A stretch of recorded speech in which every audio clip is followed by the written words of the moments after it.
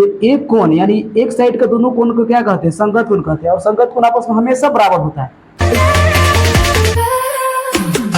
Hello दोस्तों, स्वागत है आपके अपने YouTube चैनल इस क्लास में। तो आज की इस वीडियो में हम लोग क्लास 9 के क्वेश्चन को सोल्व करने वाले हैं। जैसे कि आप लोग क्वेश्चन यहाँ पर देख भी सकते हैं। तो एक क्वेश्चन देख सकते हैं आप लोग 5 नंबर का दिया हुआ है, यानी कि बिहार बोर्ड के हाई स्कूल के एग्जाम्स में यानी क्लास 9 के एग्जाम्स में ये मासिक एग्जाम में आ चुका है क्वेश्चन। त्रिभुज एबीसी एक समद्विबाहु त्रिभुज है, यानी कि एक दे दिया त्रिभुज, बड़ा सा दिख रहा होगा आप लोगों को त्रिभुज यहाँ पर, कि त्रिभुज एबीसी क्या है? एक समद्विबाहु त्रिभुज है। ठीक है, क्लियर है, जिसमें कोई रेखा पीक्यू आधार बीसी के समांतर खींची गई है। जैसे कि आप लोग यहाँ पर देख भी सकते हैं, देखिए पीक्यू के समांतर खींची गई है। तो सिद्ध कीजिए कि त्रिभुज एपीक्यू एक समद्विबाहु त्रिभुज होगा, यानी ऊपर में दिख रहा होगा त्रिभुज एपीक्यू दिख रहा है, वो क्या है? समद्विबाहु त्रिभुज होगा। ये सिद्ध करना हम लोग को। तो चलिए हम लोग वीडियो को स्टार्ट करते हैं और आप लोग वीडियो को अंत जरूर देखिएगा। तो चलिए देखिए, हम लोग सबसे पहले यहाँ पर क्या लिख देंगे? दिया हुआ देखिए कोची है वो लिख लीजिए पहले। तो देख लीजिए दिया हुआ क्या है। तो पहले मैं यहाँ पर फिगर भी ड्रा कर देता हूँ साथ ही। देखिए फिगर यहाँ पर ड्रा कर दूंगा, ठीक है, कोई दिक्कत यहाँ तक नहीं है। देखिए ये हो गया फिगर त्रिभुज ए बी सी का, ए बी यहाँ सी हो गया।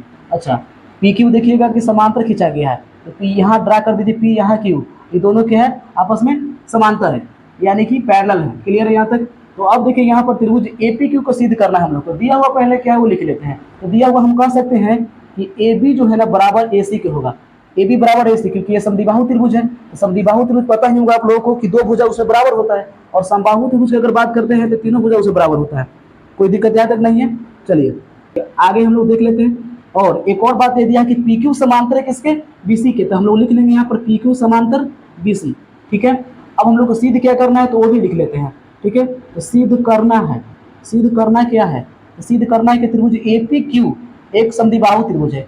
तो त्रिभुज एपी को समद्विबाहु त्रिभुज करने के लिए याद रखिएगा कि एपी बराबर अगर ए क्यू कर दे सीधे, एपी बराबर ए क्यू अगर सिद्ध कर दे, क्योंकि पता ही होगा आप लोगों को समद्विबाहु त्रिभुज उसे ही कहते हैं जिसमें कोई दो भुजा अगर बराबर हो जाए तो समद्विबाहु त्रिभुज कहते हैं। और साथ ही हाँ ये भी याद रखिएगा कि किसी त्रिभुज में कोई दो कोण भी बराबर अगर हो जाए, कोई दो कोण, जैसे मान लीजिए यही त्रिभुज ले लीजिए, अगर ई कोण दोनों बराबर हो जाए, ठीक है, भुजा नहीं भी दिया हुआ रहे, तो भी देखिए समद्विबाहु त्रिभुज ही होगा।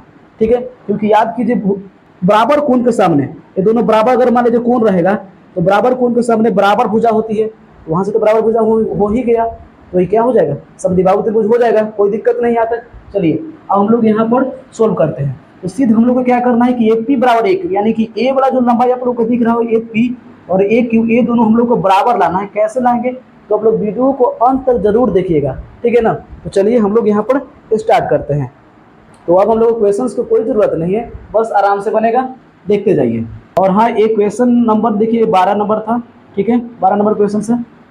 तो यहाँ पर देख सकते हैं हम लोग को ये सिद्ध करना है। तो सबसे पहले देखिए हमारे पास क्या क्या चीज़ है वो देखिए। ए बी बराबर ए सी है, तो ले लेंगे हम लोग त्रिभुज ए बी सी में। त्रिभुज क्या ले लेंगे? ए बी सी में। त्रिभुज ए बी सी में चलेंगे हम लोग पूरा में, त्रिभुज ए बी सी पूरा में चलेंगे। तो जब पूरा त्रिभुज ए बी सी अगर ले लिए तो देखिए तो उसमें क्या दिया हुआ है कि ए बी बराबर ए सी, ए बी बराबर ए सी दिया हुआ था। ठीक है, तो हम लोग यहाँ से कह सकते हैं कि ए बी बराबर ए सी। तो ये देखिए कह सकते हैं कोण सी और कोण बी देखिए बराबर हो जाएगा, क्योंकि बराबर भुजा के सामने बराबर कोण होता है। तो लिख दीजिए डायरेक्ट कोण बी बराबर क्या हो जाएगा? कोण सी।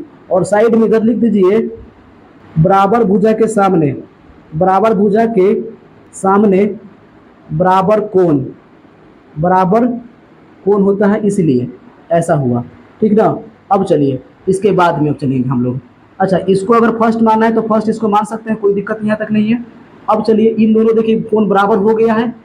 ठीक है, अब देखिए तो पी क्यू समांतर है बीसी के। तो लिख लीजिए ये बात को कि पी क्यू क्या है? समांतर है बीसी के। जब पी क्यू समांतर बीसी का रहेगा तो एक बात बताइए, जब भी अगर कोई अगर लाइन अगर मान लीजिए कोई दो लाइन अगर समांतर रहता है तो एक कोण यानी एक साइड का दोनों कोण को क्या कहते हैं? संगत कोण कहते हैं। और संगत कोण आपस में हमेशा बराबर होता है, ठीक है ना। संगत कोण बनता है, तो देखिए यहाँ संगत कोण नहीं बन जाएगा। एक कोण देखिए तो संगत कोण से बराबर नहीं हो जाएगा, यानी कह सकते हैं कि कोण ए पी क्यू।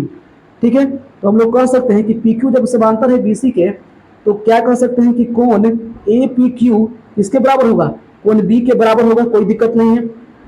अच्छा, उसी प्रकार से एक और बात यहाँ पर लिख सकते हैं हम लोग, उसी प्रकार, ठीक है, कोण इधर से देखिए ए क्यू पी, ए वाला कोण दिख रहा है ए क्यू पी। ठीक है, ए क्यू पी जो होगा ए बी देखिए क्या होगा? कोण सी के ई वाला के बराबर होगा, क्योंकि संगत कोण से बराबर हो जाएगा। यानी कि कोण लिख लेंगे हम लोग यहाँ पर ए क्यू पी किसके बराबर हो जाएगा, कोण सी के बराबर हो जाएगा।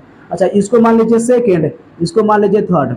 अब यहाँ पर ध्यान दे दीजिए, ठीक है, ध्यान दे दीजिए कि एक ए पी क्यू कोण बी के बराबर, ए क्यू पी कोण सी के बराबर। आई कोण बी और कोण सी में देखिए किसी न किसी से दोनों बराबर ही है, यानी कोण बी और कोण सी भी बराबर है। यानी समीकरण फर्स्ट सेकंड थर्ड से हम लोग कह सकते हैं कि ये दोनों बराबर हो जाएगा, यानी इन दोनों बराबर, इन दोनों देखिए ये दोनों आपस में बराबर हो जाएगा, यानी ए पी क्यू और ए क्यू पी दोनों क्या होगा आपस में बराबर हो जाएगा। तो इसलिए हम लिख सकते हैं समीकरण फर्स्ट सेकेंड और थर्ड से, समीकरण फर्स्ट सेकेंड और थर्ड से हम लोग ये बात को कह सकते हैं कि एक कोण होगा ए पी क्यू, इसके बराबर कोण ए क्यू पी के बराबर हो जाएगा।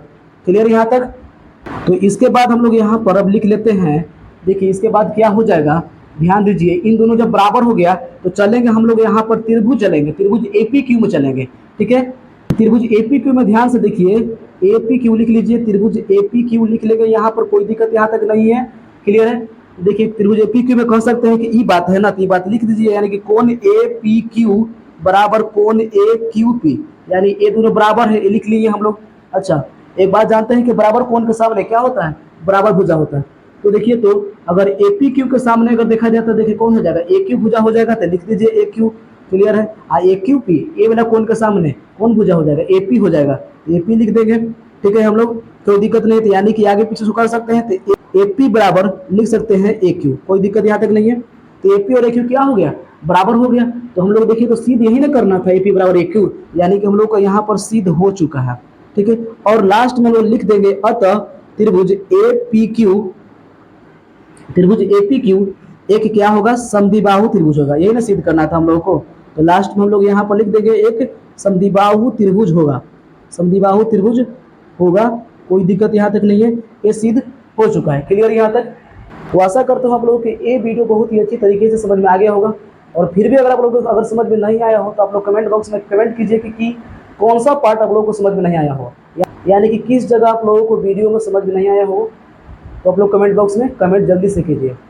और साथ ही आप लोगों को ये वीडियो कैसा लगा आप लोग कमेंट बॉक्स में कमेंट कीजिए। और अगर आप चैनल पर नए हो तो चैनल को सब्सक्राइब कर लीजिए और बेल आइकन को प्रेस कर दीजिए ताकि हर अपडेट आप लोग मिलता रहे। तो मिलते हैं नेक्स्ट वीडियो में, तब तक के लिए जय हिंद।